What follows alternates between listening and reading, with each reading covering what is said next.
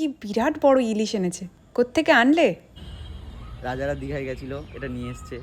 1.5 কেজির ইলিশ। ভাবতে পারছো এটার কতটা টেস্ট হবে? কিন্তু দুঃখের কথা, এটা এখন আমরা খেতে পারবো না। অসহ্য চলছে। কেটে ফ্রিজে রাখা হবে, পরে খাওয়া হবে। তবে বিরাট বড় ভুল হয়ে গেল।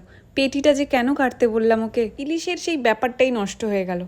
যাই হোক, জানো, বেশ কয়েকদিন ধরে আমি একটা দারুণ জিনিস বানাচ্ছি। কমপ্লিট হয়ে যাক, তোমাদের দেখাবো। এই সেন্টেড ক্যান্ডেলটা বানিয়েছি কারণ আজ আমরা ক্যান্ডেল লাইট ডিনার করব। অনেক দিনের ইচ্ছে ছিল।